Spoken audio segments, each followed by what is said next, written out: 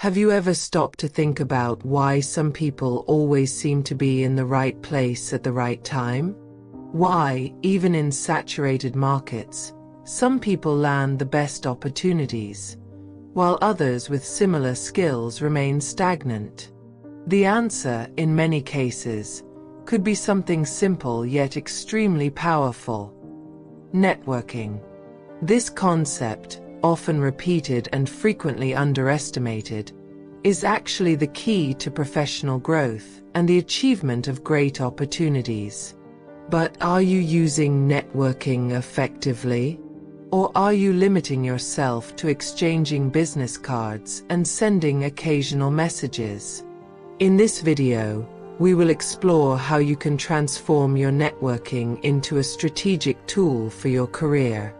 We'll discover how to make valuable connections, why people often fail in this process, and how you can leverage networking to create opportunities that go beyond expectations. When people talk about networking, what usually comes to mind is a business card exchange or a quick conversation at an event. But if it were just that, what would be so special about it? The true essence of networking goes much deeper than that. Networking is, in practice, the development of long-term professional relationships.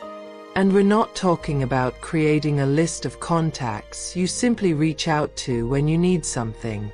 True networking involves connecting with people in a genuine way that, over time, builds a network of support and value exchange. The mindset should be, it's not about what I can gain from you, but what I can offer you.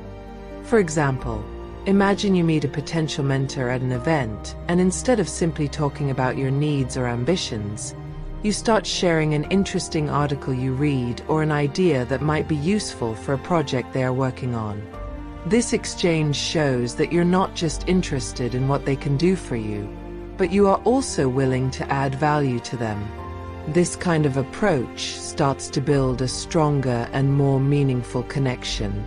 Networking, therefore, is about creating a relationship based on mutual trust and long-term collaboration, where both parties benefit. This generates not only opportunities but also respect and credibility. How many times have you heard the idea of quality connections? But what does that really mean? It's not just about quantity or having a large number of contacts on your LinkedIn, but rather the depth and relevance of those relationships. Quality connections are those that have value for your growth, that share a similar vision to yours, or that are in a position to truly help you reach your professional goals. They go far beyond a simple exchange of information. They are relationships where mutual benefit is evident. Reciprocity here is key.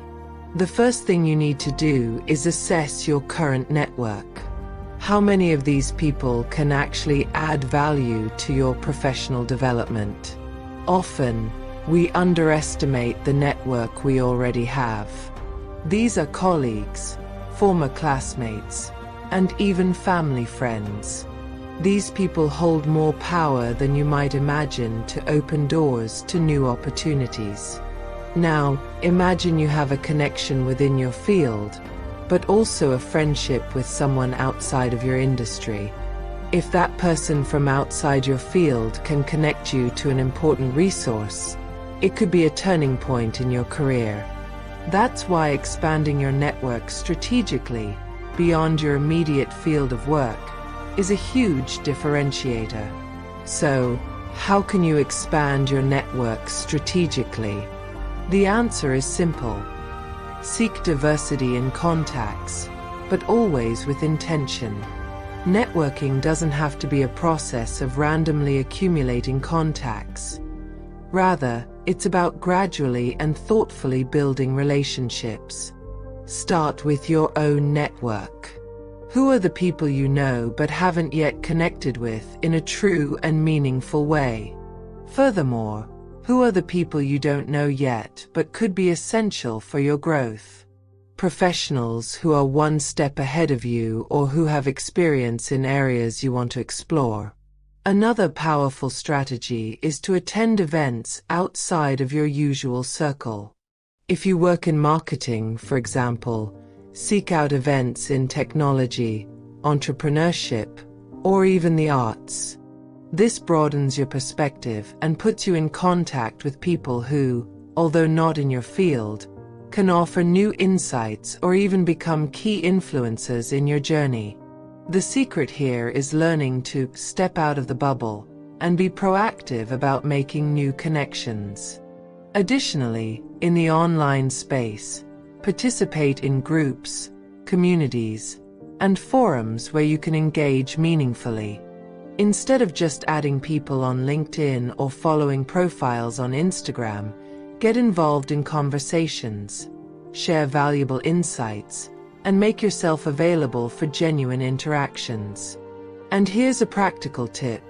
Every time you go to an event or meet someone new, have a clear goal. What kind of relationship do you want to build? It's not just about asking for something, but about giving something in return. Ask yourself, how can I help this person? How can I add value? Keeping a connection alive is essential to ensuring it continues generating opportunities for you. A relationship that starts with a meeting and then fades away is not a solid network. The key to keeping your network active is continuous follow-up and maintaining contact.